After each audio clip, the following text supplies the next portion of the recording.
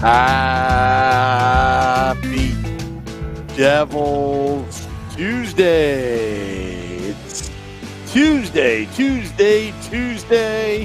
A special time, a preemption because somebody is going to get married this weekend.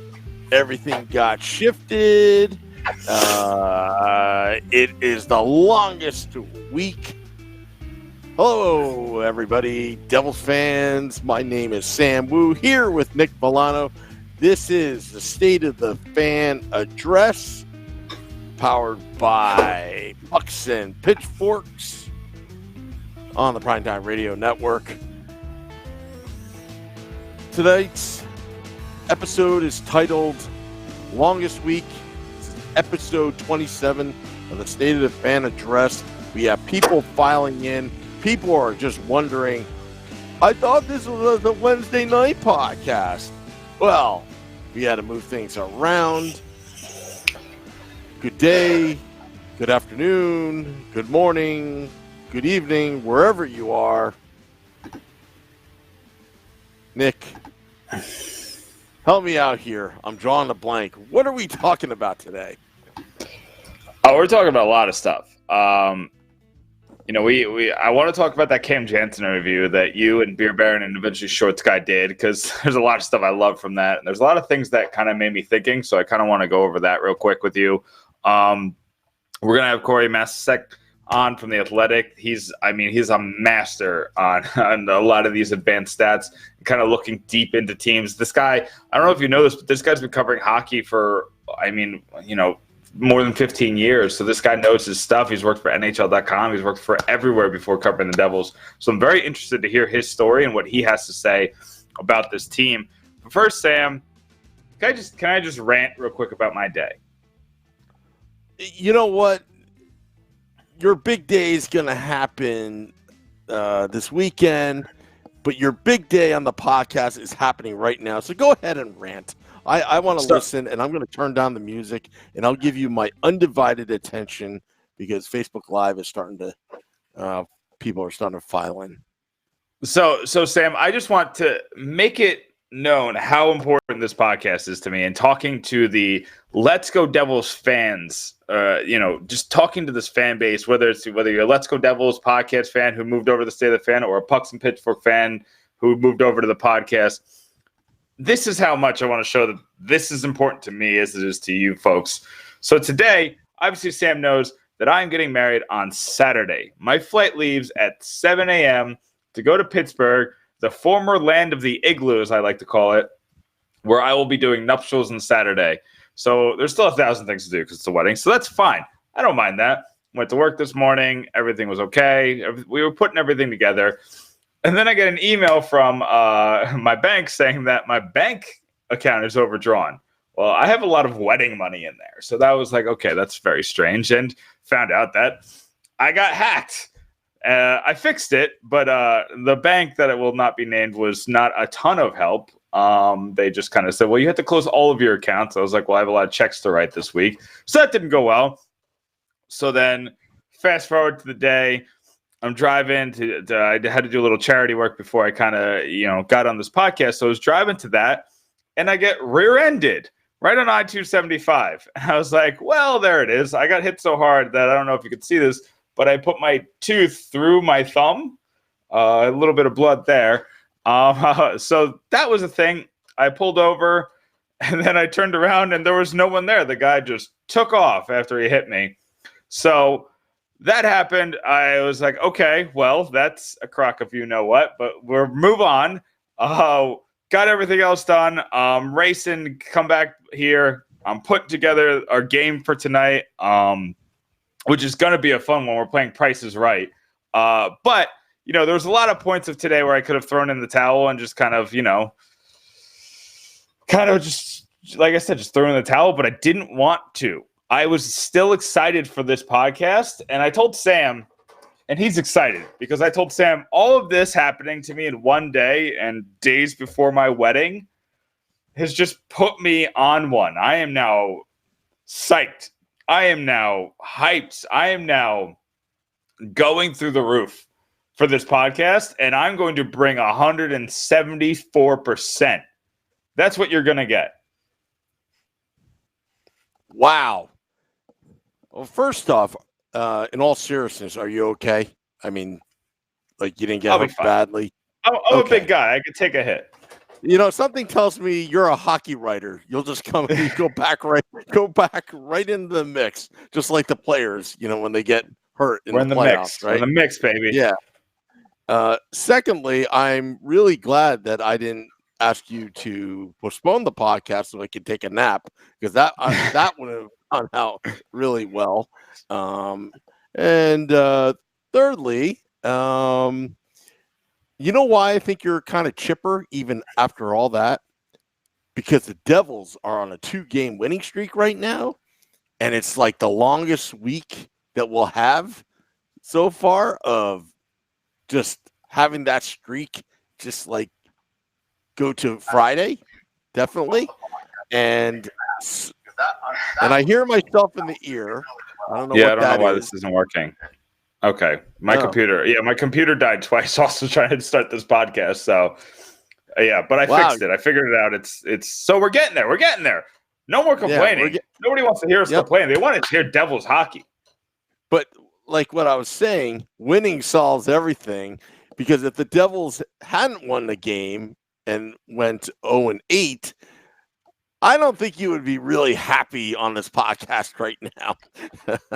So, but wow. Well, we appreciate your hard effort, Nick. So let's go. Let's bring it. Bring it. Okay. Tell me something about this Cam Janssen interview. I mean, you guys did. I mean, you know, I got to hand it to Beer Baron. He did a great job with that Cam Janssen interview. I know afterwards he said he was nervous. I didn't really notice that. As somebody who's done a lot of these just over like my time, I thought he asked really good questions. He asked insightful questions that didn't fall into the same thing that a lot of people just kind of fall into. So I got to give him a lot of props on that. But here's the one thing that really stuck out. The one thing that I couldn't stop thinking about the entire drive home after I heard him say it is when he talked about Martin Brodeur. He said that he was so intense in practice that he didn't want Cam Janssen to score on him in practice, so that when Janssen finally did, it was like New Year's Day. He was celebrating. He was cheering. And I feel like that is the way that teams win nowadays. I feel like that you have to have the best player on your team bring it in practice every single day. And so I might be leading people to the wrong place, because this might make it sound like I'm about to disparage Taylor Hall, and that's not where I want to go with this. But I do want to point out that our best player does not have that personality, I don't think. Based on what I've seen, based on his past, based on everything we've known about Taylor Hall, having Taylor Hall as your best player, you could definitely win with him. That's not what I'm saying. What I'm saying is I think that to put yourself into a dynasty, you have to have that mindset that Martin Brodeur had, where he wants to win at any cost, at every lane, at every single phase. He wants to win every single day. He wants to win every single minute. It breaks down to seconds for him, and he wants to win those seconds. If he doesn't win those seconds, he's not happy with himself. So I think that the Devils have to get that kind of mindset. Now, you know, we hear about these hard John Hines practices all the time and how he pushes them, but I feel like they come at almost at random. You know, it's not like there's an accountability to them. It's just kind of like they come when they come, they don't when they don't. What do you think, Sam? What do you? I'm kind of misunderstanding that. Okay, so we were talking about Martin Brodeur always wanting to win in practice and always wanting to be the best in practice. It doesn't matter if it was game or if there's anything on the line. So I think nowadays when we talk about when we talk about practice, we always talk about those really hard John Hines practices, and all the players say how good they are for them. But I don't know if they're really bringing out that competitive nature or that need to win or need to dominate at all times thought process as maybe a Martin Brodeur going out there and giving his all would. Does that make sense? That makes sense. So I just think that I feel like that part might be missing with this team. And I think that they can get it. I think that they have the right players in place to get that. They just have to find it currently. Obviously, having Scott Stevens as a captain really helped because he was going to bring it at all times. But when you have the greatest goalie of all time in net, and he is bringing it 100 times out of 100, I need to see that same intensity from this team. And I think, like I said, I think we could get there. I think they're on the way. I just think this Devils team takes a different approach. I think they kind of look at the season as like a building arc, and we just haven't gotten up there yet. So I don't know. Well, this is what I think. What this team lacks is that killer instinct, to close out games strong. But it seems like the last two games they have executed on that. I don't like the fact that they blew two big leads opening night, and I forgot the other where they had a 4-1 lead. It was against the Panthers, right? You and I did a breaking news podcast fuming about that. It's going to take time for, this team has the right players for it, but it's going to take some time to bring that out. I like to see more emotion. I like to see, passion. You talk about Martin Brodeur. He made his intense practices fun. It was fun for Cam Janssen to be going against Marty Brodeur in practice. And when he did finally score, he just the weight on his shoulders just came off. And we're just talking about practice here. And not to get into some cliches or anything, but it's like you practice the way you play. And John Hines' practices tend to be pretty hard. And sometimes I wonder if he's, wearing out his own players. But at the same time, right now, I don't know what Tom Fitzgerald did, but that Fitzmagic behind the bench, standing next to John Hines, it's working right now. I like to know what exactly has changed, because I love those 1-0 victories, and seeing Mackenzie Blackwood pitch a shutout, Jack Hughes with that laser shot, and suddenly the special teams is starting to show some life after being non-existent in the first 6 games. Yeah, I agree. I think that they did show life. There's still a lot to work on, and I'm going to talk to Corey specifically about that, because there's some numbers that scared me about that. That Vancouver game specifically. That Vancouver game scared me because it seemed like Blackwood was the difference, and that's obvious. He got a shutout, so I don't want to kind of sound stupid here, but he was so much the difference that that is not conceivable on a night-to-night basis. They got so outchanced.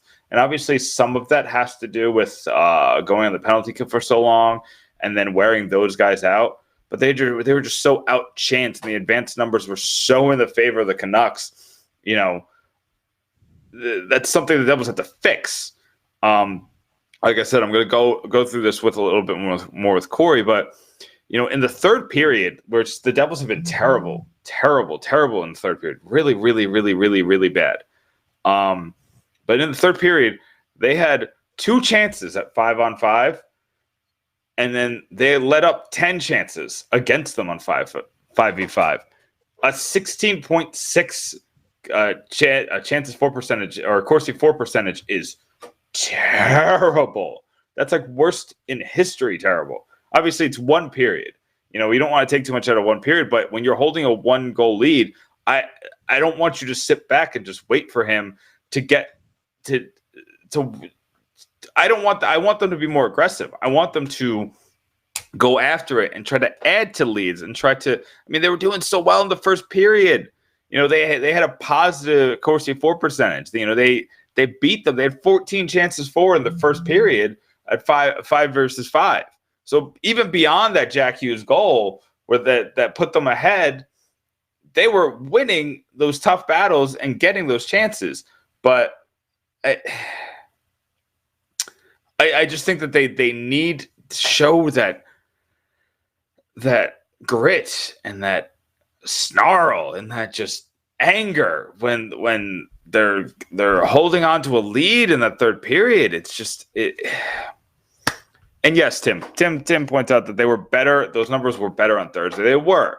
I will definitely admit that they had a much better game against the Rangers, but the Rangers might be one of the worst teams in the league. And I know I'm saying that as a Devils fan and as a Devils fan with only 2 wins behind me, so I can't really say a lot. But that Rangers team is awful. Oh, my goodness. I mean, they're on the right track, but that defense just can't stop anybody. Why is Rudin Hayden getting more ice time than Brett and Gusev?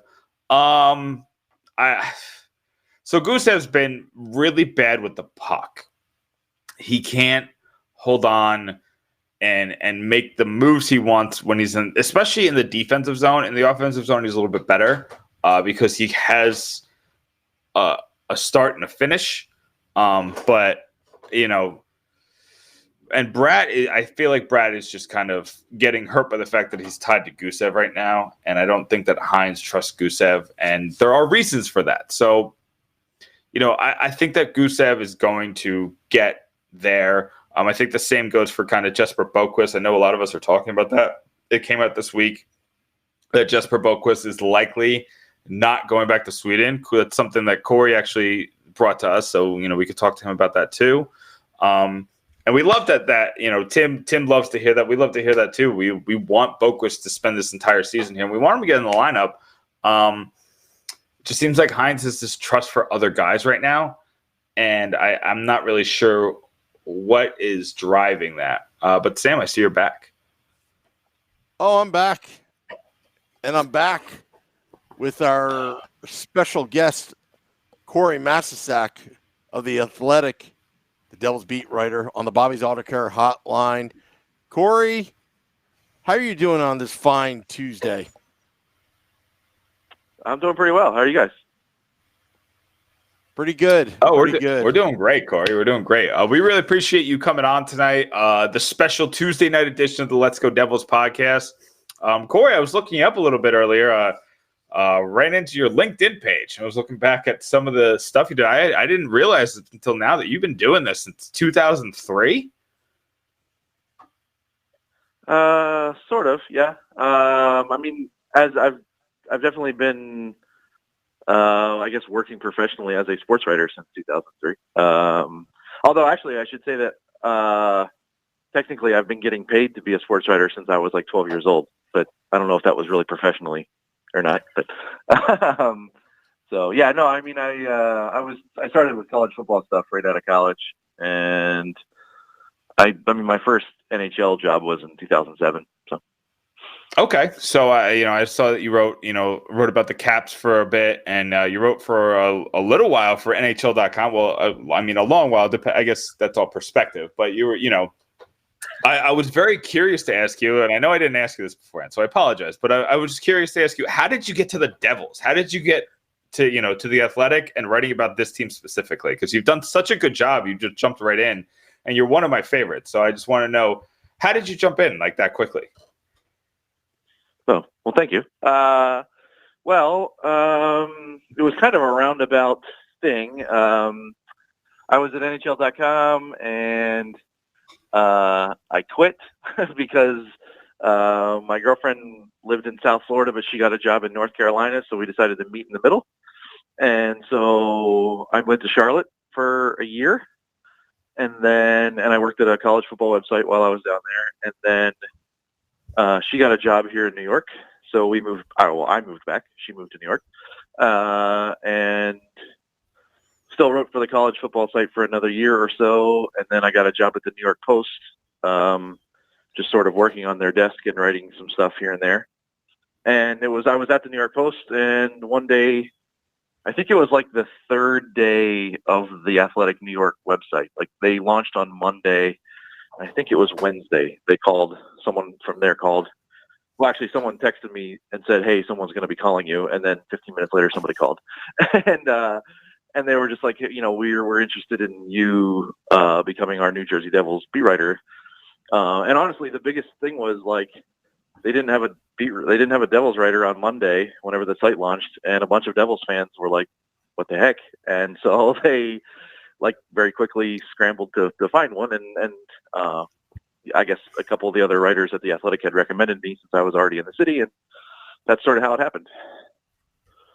I mean, that's awesome. I mean, when I saw you came in, I was interested. I was like, oh.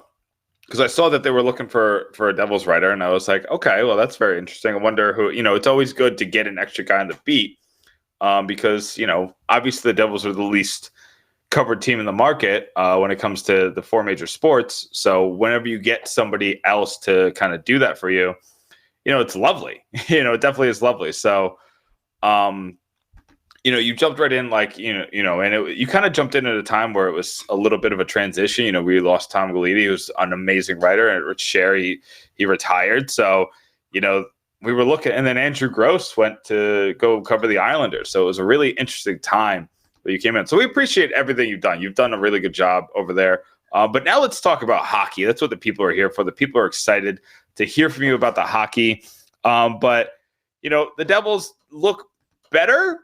Question mark? I mean, did they actually look better in those 2 wins, Corey, or do you think there's still problems to fix? I like the better question mark.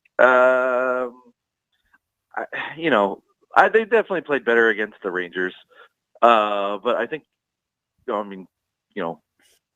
at how the Rangers have played against everybody else before we start proclaiming that anything is fixed. The Canucks game, I mean, that was definitely an interesting game. They haven't played very many games like that since I've been covering them, where it was kind of, it was really a slog. Like there wasn't a lot happening. Like I looked at some of the stuff after the game.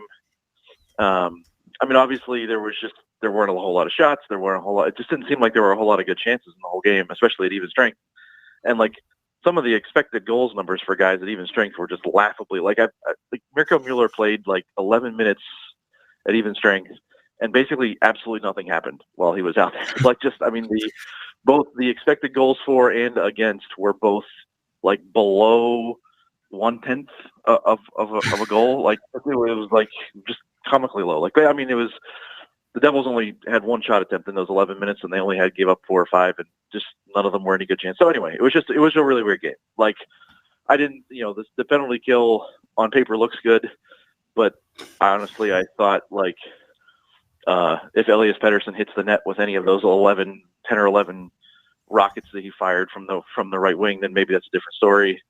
The power play, I thought the power play was probably the best thing that they had other than Blackwood. That looked. I mean, if anything, I would say over the last 3 games, probably 3 or 4 games, even the power play has is consistently making progress to the point where. They can kind of count on it at this point to not look like it did the first couple games of the season where nobody was shooting and they couldn't figure anything out. So, I mean, I think, they won 2 games in a row. The special teams got better. Statistically, I think that also just stylistically, the PK looks more like people have come to expect it to look. Like it looks like they're kind of, scrambling around and being more aggressive than they were early on in the season. It seems kind of just weird that they were sitting back so much early on. So, I mean, I think it's they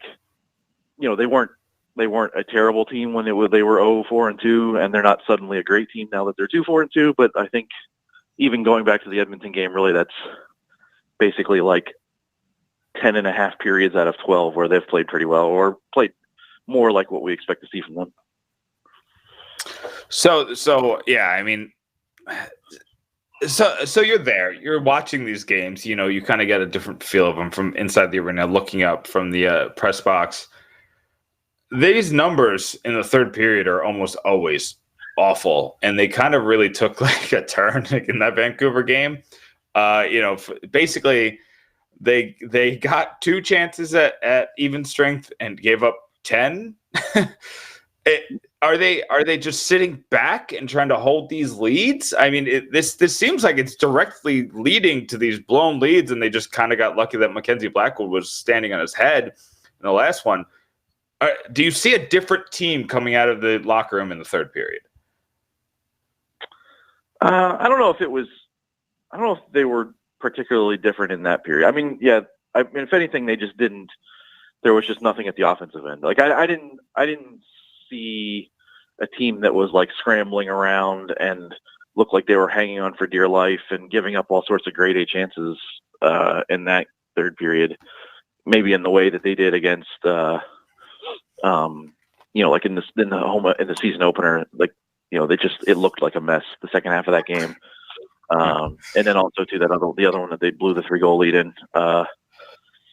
It just wasn't. They haven't really had.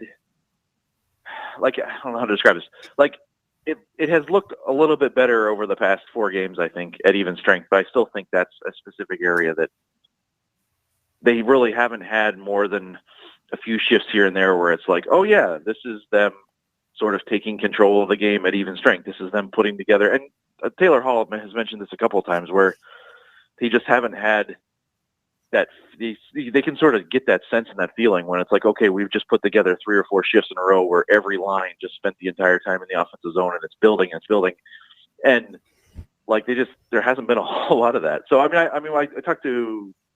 we talked to John Hines for a long time today. And that was sort of one of my lines of questioning was getting into like some of the problems they're having in their own zone and getting out of their own zone and how that's leading to not spending a whole lot of time on offense. And so I think that's still like, I think it's safe to say that the special teams are not going to be the worst in the league the whole year. And they're probably on their way back to being, even average or above average. Like they probably should be. Like, I mean, I think the penalty kill should be above average, if not one of the best in the league. And the power play should probably settle in somewhere in the middle, but they've got to be better.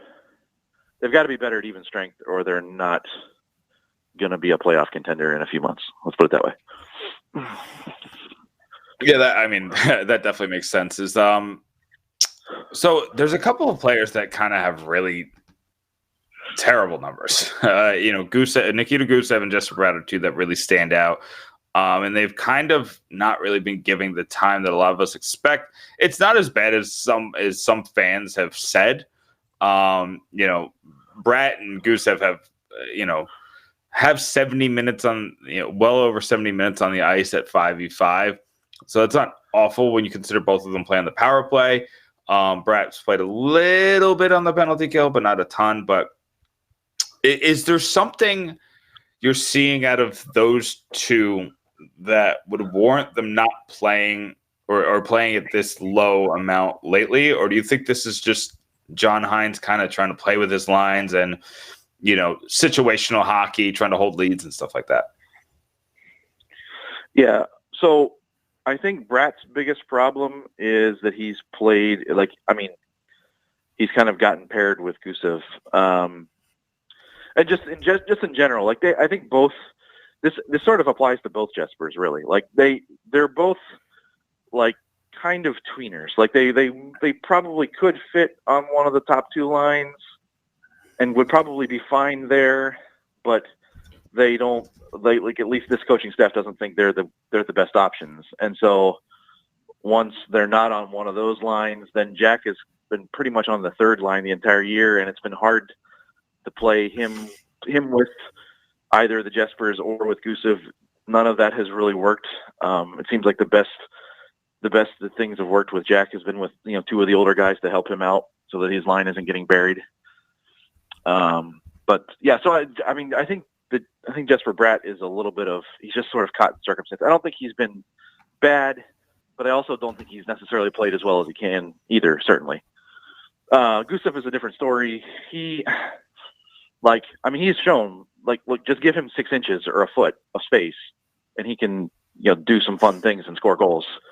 But he's been really bad at the other end of the ice. Like, there's not really. I think it was, I think it was the last preseason home game. Like, I think I had asked John Hines after the game, like, how has Gustav been without the puck so far? And he said better than expected, and kind of went on this long, like, hey, like, he looks like he cares, and he's going to, he shows attention to detail, and we think he's actually going to be pretty good at this. They were clearly thinking that he was maybe going to be a problem in that area at the start of the season, I think. And that has actually turned out. I mean, that he's, pretty much every line that he's been on, they put him on the top line for that one game in Philly, and they got just ethered by Sean Couturier's line. He's played on the line with Jack for a couple games, and that didn't work. And so, pretty much every game but I think one so far, things just haven't been very good at even strength. That said, he has 3 goals in 8 games, and has provided some offense when they've been in the offensive zone. It's just been getting there has been sort of an issue. So I think the guy is so talented that it seems like he'll potentially pick it up, and 20 or 30 games from now, it won't be nearly as much of a problem as it is now. But for now, I think that's the thing. I think they're really trying to spot him as much as they can to avoid him getting buried in the defensive zone. And for the past few games, Bratt has sort of stuck with him on that line. And, they've basically found a way to get Pavel Zacha some more ice time with Nico being out, because they've spotted him in place of Jack a couple times on the top line. So they're sort of just mixing and matching right now. But yeah, I would say that both of those guys, I think Bratt will definitely play better, and I think Gustav will play better without the puck, and I think he's probably still going to rack up some points as we go. But it's probably, I wouldn't expect it to be like the light bulb just goes off on Friday and everything's fixed. Yeah, that's unfortunate. I wish it was just that easy. We just turn on light bulb and players play better. But and I think that's really interesting that Hines would go on a rant and talk about how well that Gustav was playing in a certain aspect of the game.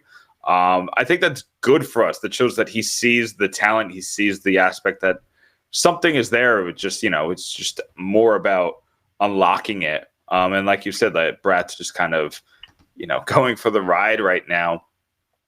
Now, the defense obviously can use some work, but I do think they've been playing better, especially thinking that Will Butcher and Andy Green has been hurt at times, and now they're both back. What do you expect from the next couple of weeks now that they've seemed to find a groove? PK Subban's playing better, and he's avoiding those bad turnovers. Do you expect a much better defense? And it looks like Butcher's coming back Friday. I think they can be better as long as those first 5 guys are healthy. I think that, I feel like I've maybe even written it too much over the past couple of weeks, but there's a very clear, if you're looking at this roster from top to bottom, obviously everybody got excited before the season started. And then people were let down by the start. But if you look at the roster, it's very clear that the depth on defense is the big thing that still isn't there. If you're looking at this as a long-term rebuilding project, the defense is not finished. They're still building there. And I think it became pretty evident pretty quickly too, whenever Andy got hurt. You have 5 pretty solid defensemen. You have a guy who can be a number 1. And then, I think Damon Severson can be a number 2 long-term in the NHL, whether he is, maybe he's not consistent enough to be a 2, so maybe he ends up being a 3-4 kind of guy. And I think that's kind of where Will Butcher fits. And that's probably kind of where Sammy Vatanen sits. So you don't maybe have a clear-cut number 2 guy. But to me, the biggest issue at this point is, like I said, whenever you saw Andy get hurt and then Will get hurt, you're running out a third pairing there that's, are basically number 6 guys playing together. And they're running around 30-31% in Corsi, and even less than that in expected goals over the last couple of games. So that's sort of basically if they can keep those 5 guys healthy, the top 5, I think they can be pretty competent, not good, just sort of average, which would be a huge upgrade from last year.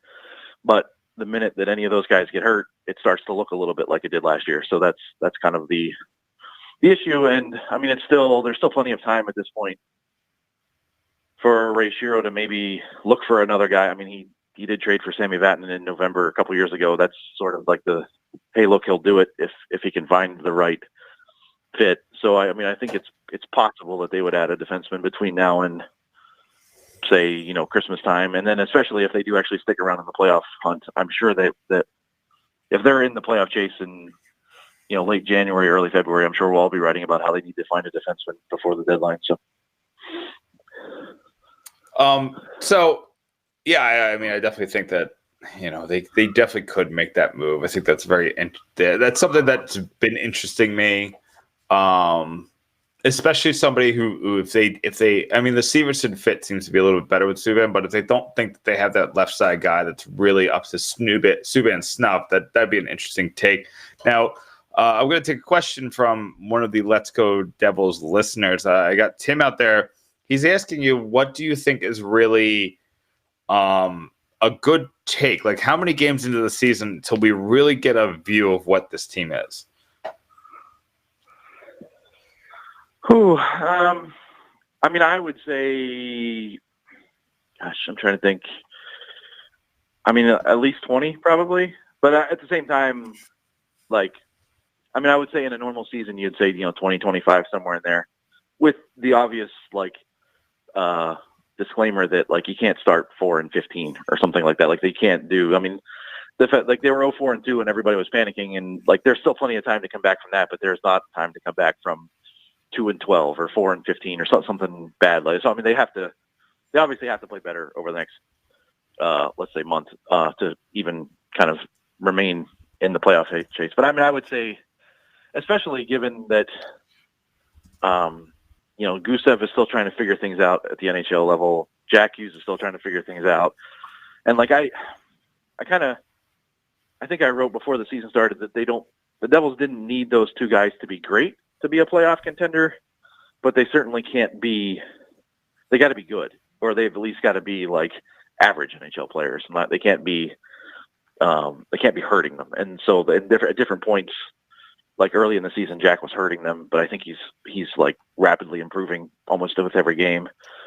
And I think Gusev has been hurting them, but like I said, there's going to be just nights where he's just going to come up with enough offense that any other problems he has aren't really going to matter. So, I mean, I think they need those two guys in particular up front to sort of, find their way.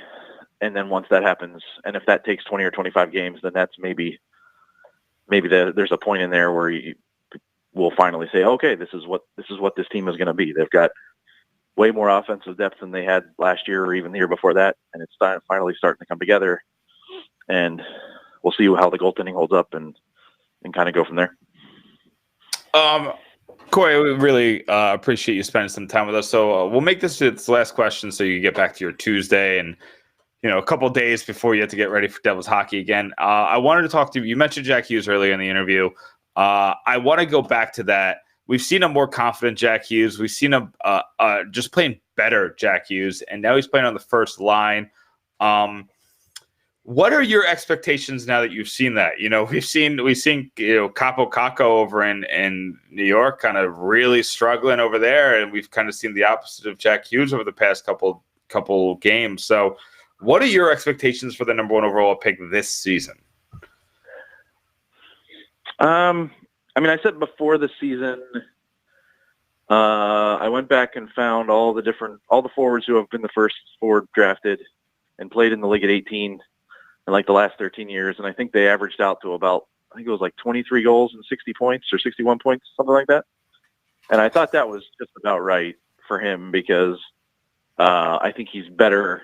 He has more talent than some of the guys that went like first or second overall over the past 13 years. But I wasn't sure that he was going to get used as much as, say, Taylor Hall got used his first year in Edmonton on a terrible team, or Ryan Nugent, any of those guys. Usually whenever you're on the number one pick, you go to a bad team. And they didn't think they were going to be a bad team, and maybe they're still not going to be a bad team. So he is, the fact that he's already found his way up to the number one power play unit, I think that's going to be the biggest driver that like we're going to look up in 30 games and he just be like, oh yeah, like he's, you know, on pace to get 55 or 60 points all of a sudden.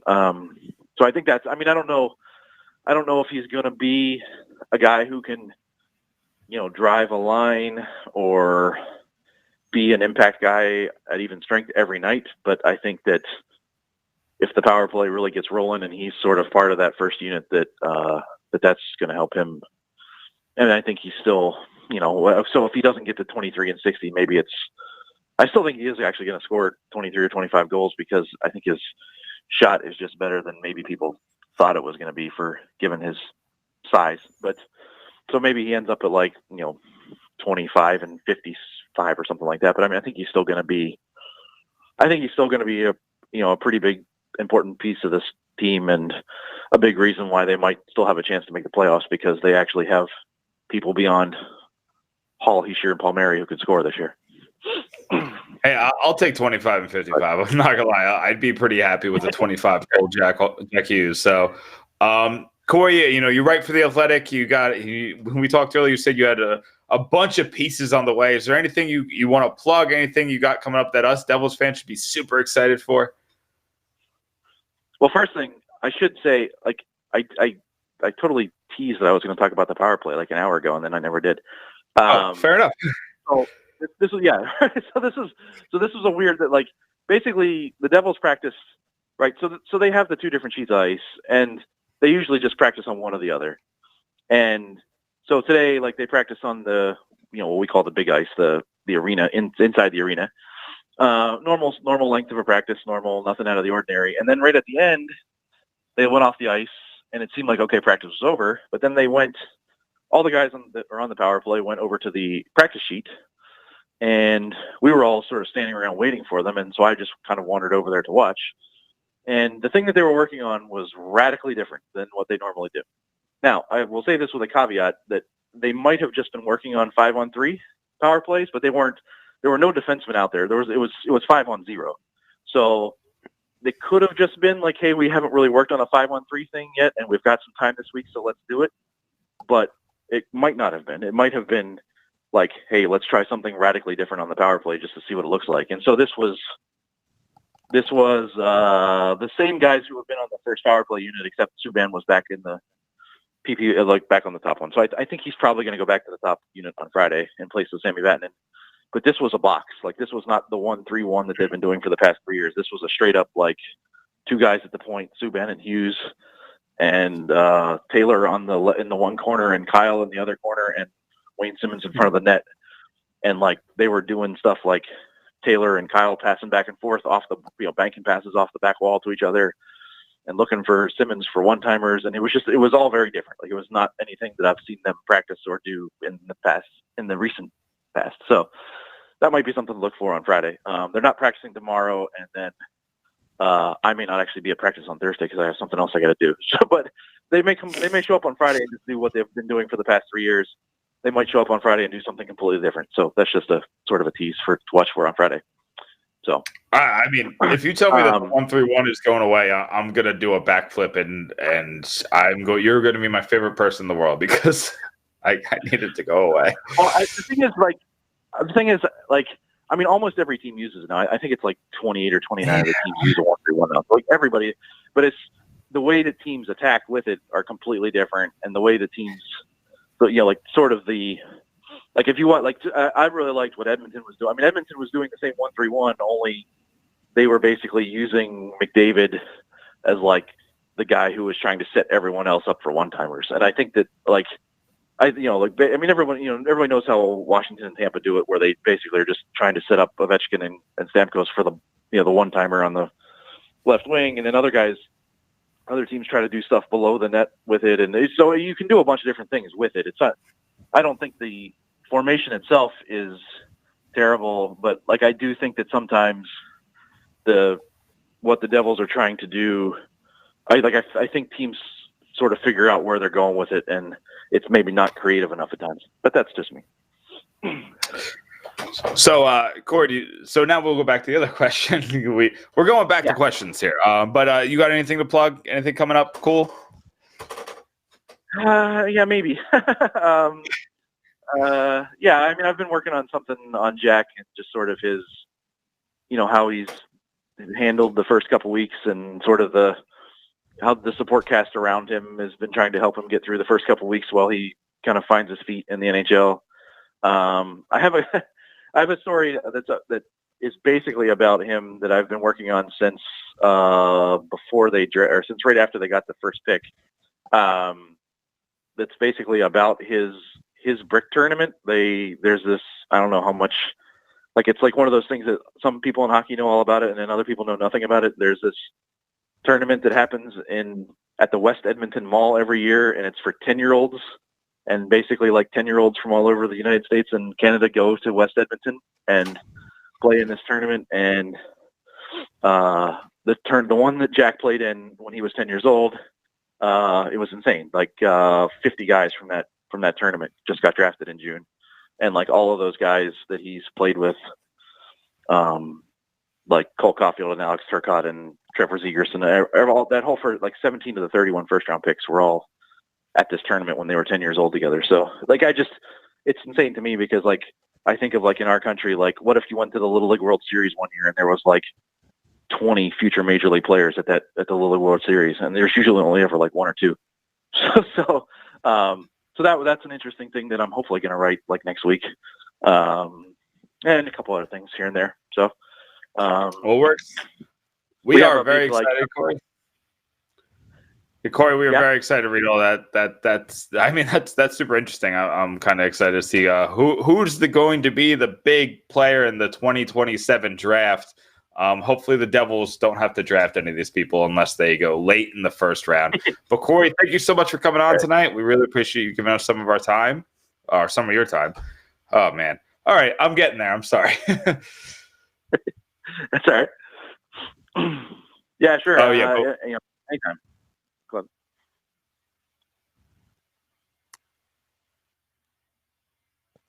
That is Corey Masisak of The Athletic giving us his insight. Very good stuff, Nick.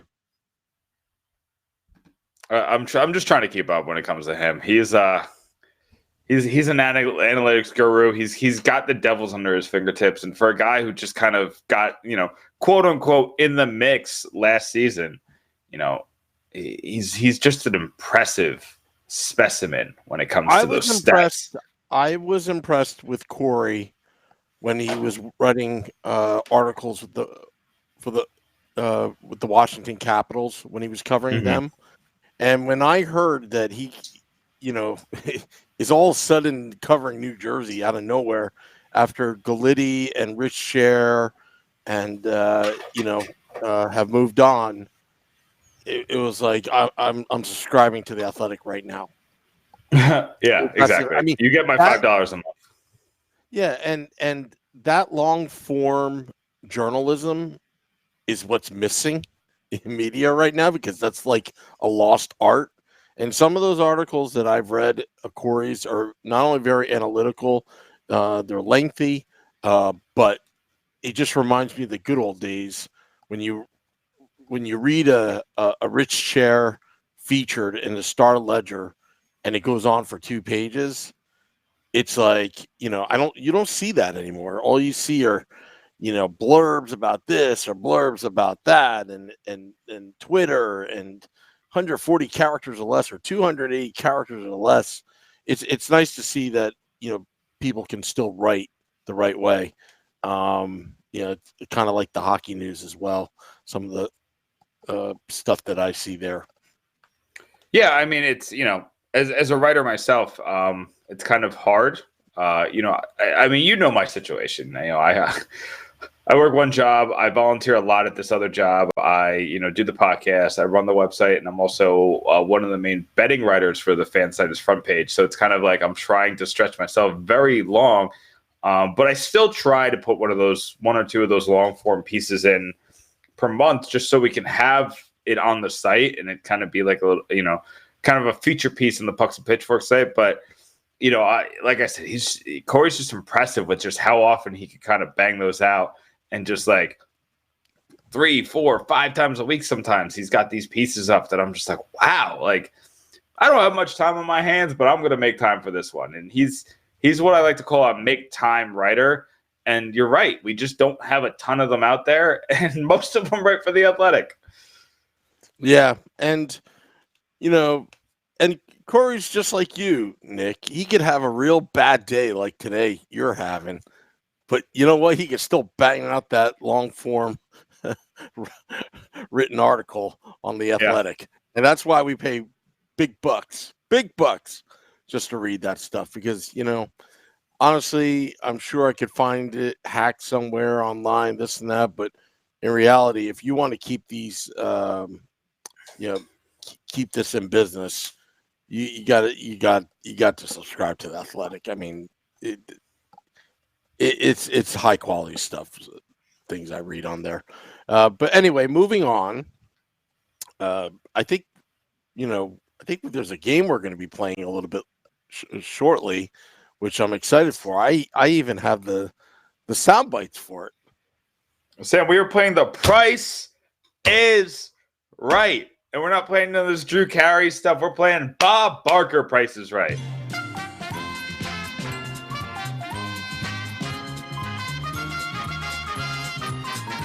It's actually kind of weird that it took me this long to do Price is Right, isn't it? Because we've had the soundbite the entire time.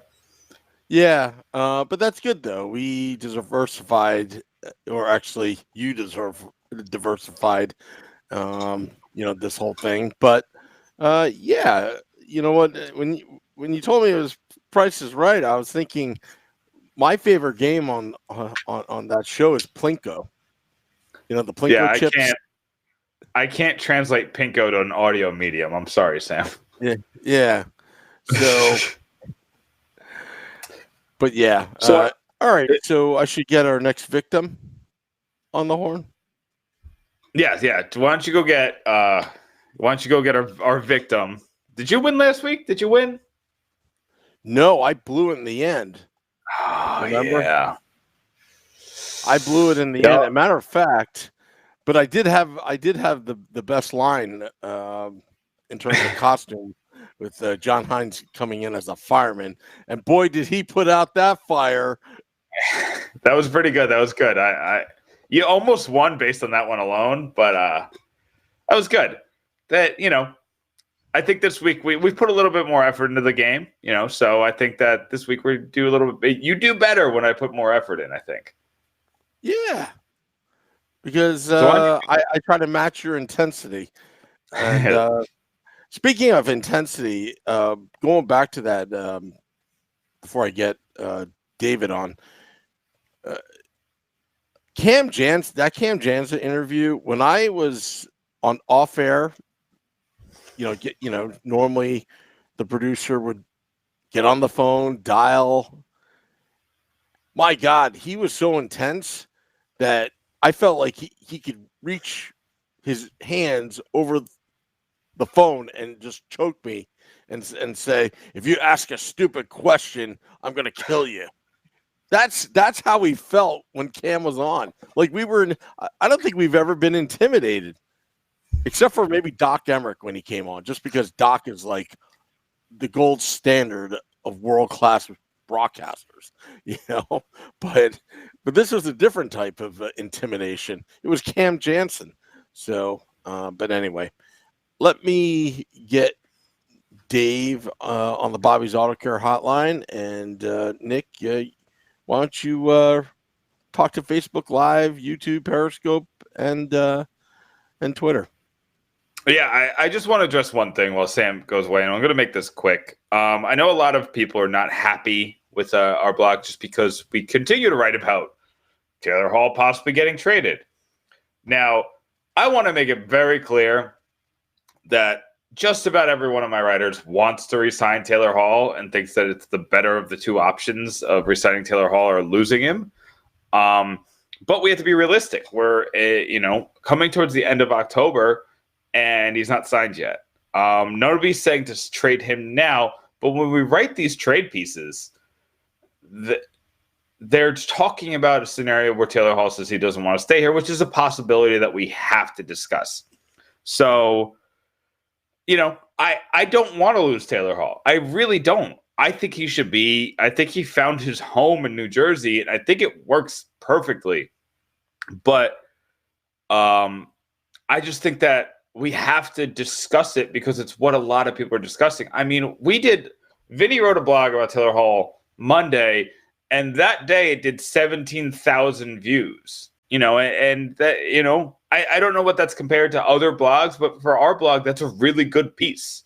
So, I wrote one just kind of based off the Elliot Friedman rumor of Edmonton, and I believe I think it was Charlie wrote another one, and there's significant interest still in this Taylor Hall situation, but there's a reason for it. There's a reason why we keep writing about it. It's because people want that Taylor Hall content, and we're going to give it to you. And if you don't want the Taylor Hall content, if you want to stay positive about it, I understand that. Just skip that one piece. Understand that, we're going to write 100 other pieces on 100 different topics. And this Taylor Hall piece, it just ends up doing better than all of them because people are so interested in Taylor Hall and what the Devils could get for Taylor Hall. So, I just wanted to address that. But Sam's back, so it's game time. Yes. It is the Price is Right game time. On the Bobby's Auto Care hotline, we have David Leibovitz. I hope I pronounced it right, Dave. Close enough. There you go. So, I am going to quickly explain the game. It's pretty simple. So, Price is Right is kind of a game where you have to guess the price as close to exact as you possibly can in certain different game scenarios. Here, I've taken the price of normal, everyday items, and I've taken simple stats from the New Jersey Devils, and I'm going to have you tell me whether you think the price of this normal everyday item is more or less than the New Jersey Devils stat. Sam, David, are we on the same page here? Yes. Okay, I think so. Okay. So, David, I'm going to have you go first since Sam has home field advantage as he usually does. We have 6 questions here. David, I have a pair of Beats Solo 3 over-the-ear headphones that I purchased at Best Buy. I am looking at them, and I'm comparing them to all of the goals that the Devils scored last season. Did the Devils score more goals than the amount of dollars I spent on these Beats headphones? Oh, boy. This is something I don't like reminiscing on. I'm going to say more goals. That is correct. The Devils scored 219 goals last season. I could get a pair of Beats Solo 3s from Best Buy for $170. Now that is a deal. Huh. I don't know, but there you go. So Sam, he started off with a good one. Are you ready, Sam? The pressure's on. I'm ready. Corey Schneider has played many seasons in his career between the Vancouver Canucks and the New Jersey Devils. He's faced a lot of shots. Has he faced more shots than the price of a 2013 Honda Civic? Via cars.com. I say more. You are correct. Corey Schneider has faced 11,249 shots in his career. You can right now get a 2013 Honda Civic for $10,453. By the way, none of this is sponsored, and I feel like I lost us a lot of money. I'm sorry, Sam. Well, I just want to add, do you know why I said more? Why did you say more? Because Corey creates his own rebounds, and they're always juicy. And it takes he makes 5 saves off of one play because he just gives up those juicy rebounds. That's why. Ooh, that hurts. That hurts. So, David, we're going back to you. Yep. Okay. Have had a rough start in the first 8 games of the season, but they're doing better. Now, if I calculate every point from every player on the team, is that more or less than a pound of wholesome pantry boneless beef tenderloin filet mignon from ShopRite? Oh God, ShopRite and always save. Oh, there's more fucking money lost. I'll send him a bill. I'm gonna say less. Which one is less? Devil's points. That is incorrect. A pound of wholesome pantry boneless beef tenderloin steak filet mignon from ShopRite will cost you $39.99. The Devils' total points, if you calculate all the players, is 48. So, Sam, you have the chance to take the lead here.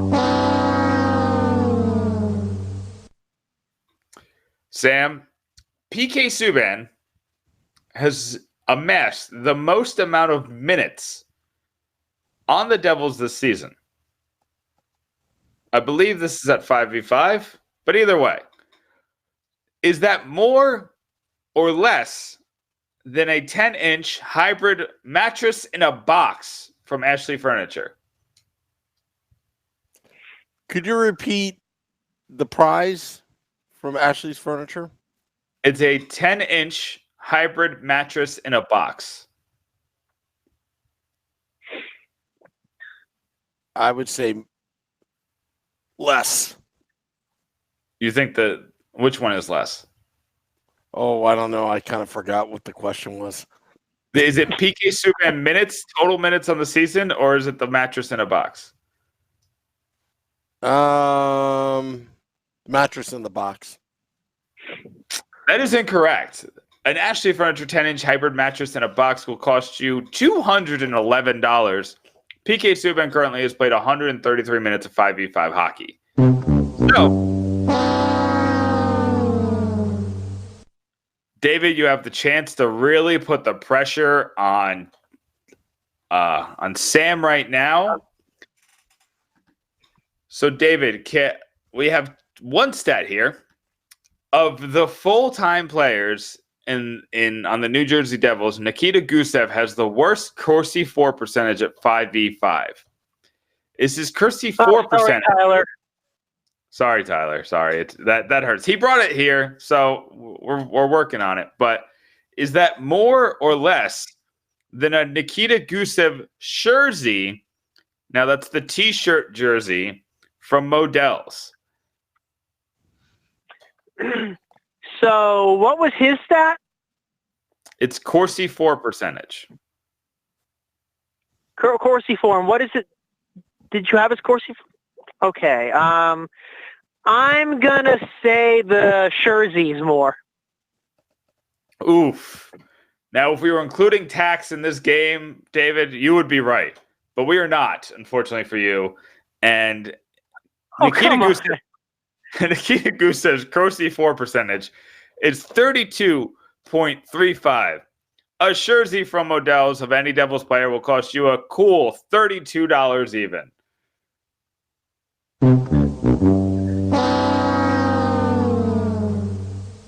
You're from Florida. Why are you including sales tax in this? Because it's different by county, and in New Jersey, it's probably like 18% by now. So for the win, Sam, Mackenzie Blackwood has had a much better past couple games to make his goals against average look a lot better. Is his goals against average more or less than a loaf of Wonder Bread from Target?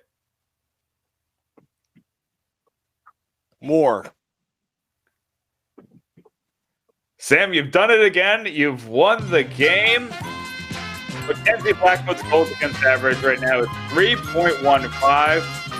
A loaf of Wonder Bread you can get for $2.19. Sometimes you can even get it on sale for $1.89. David, Unfortunately, you did not win the game, but fortunately for you, you did not have to see Sam dancing, because that was something I'm never going to get out of my head.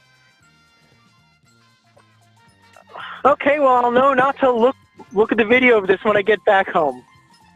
Yeah, but David, make sure that you have your pets spayed and neutered before you look at the video. Yeah, David, sure thing, real Bob quick. Barker. David, real quick, for the people who didn't read your blog and probably still commented on it today, can you explain to me why the Devils need to get rid of Glory Days? Just in 30 seconds.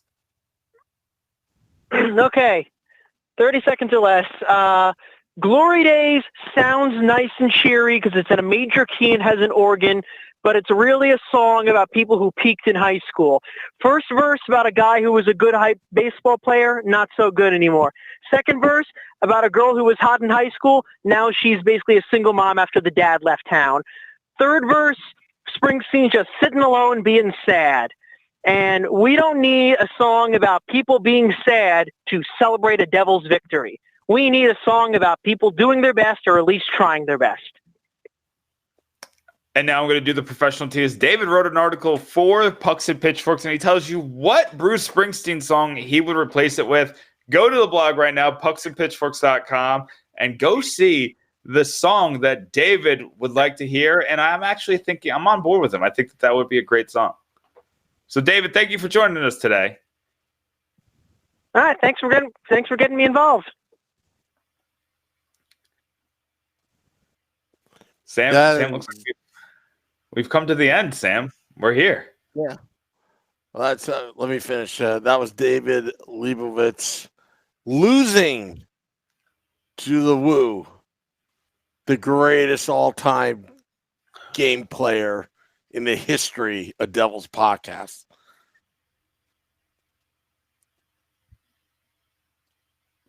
Oh, I thought there was more. Okay, you're done there.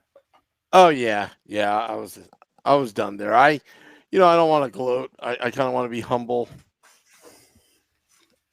Sooner or later, I'm going to be on a 2-game. I'm going to be on a 2-game winning streak, just like my Devils. Fair enough. Well, I mean, you got to win it next week. Next week, I'm gonna be married next time we do this podcast, Sam. That's right. Are you? I think we should live a little dangerously. Oh no! Tonight. Yeah.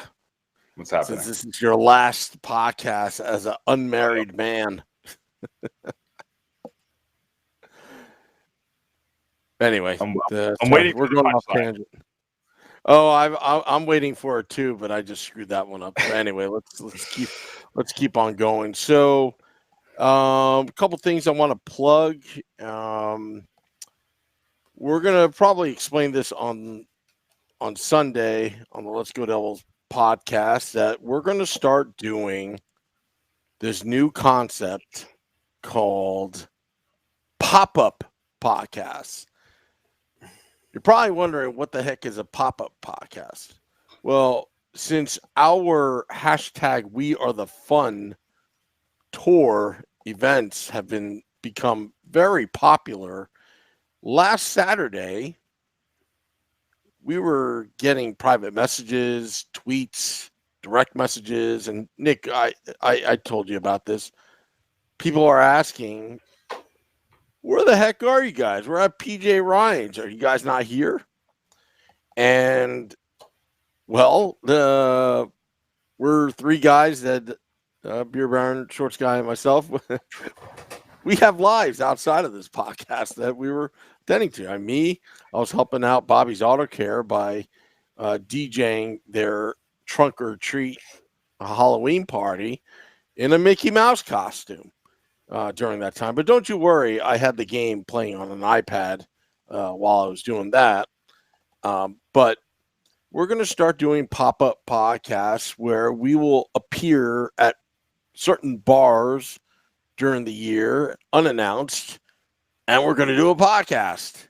So look out for that. I'll give you a hint. We may be doing it before Friday's game against the Coyotes.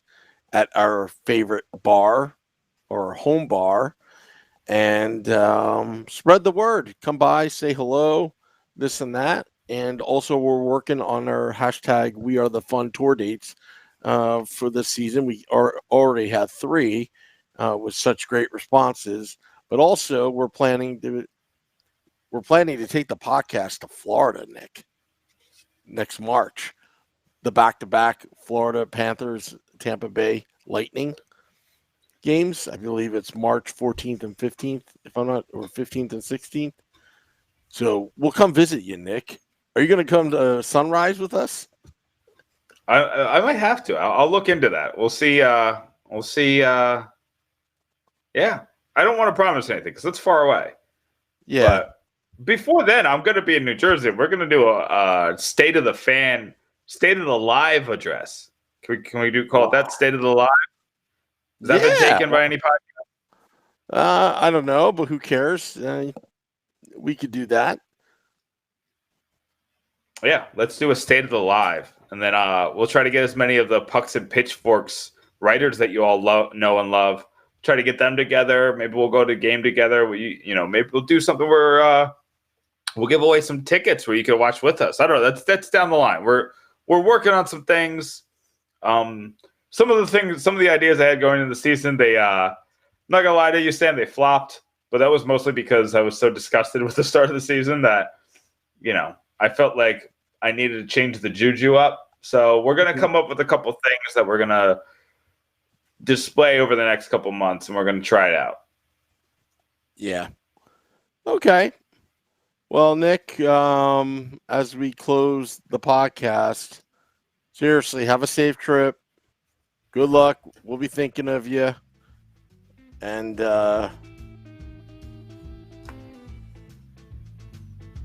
you'll have a new boss by this weekend.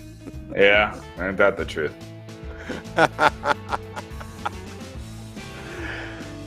Well, Nick, congratulations. Till next time, let's go Devils.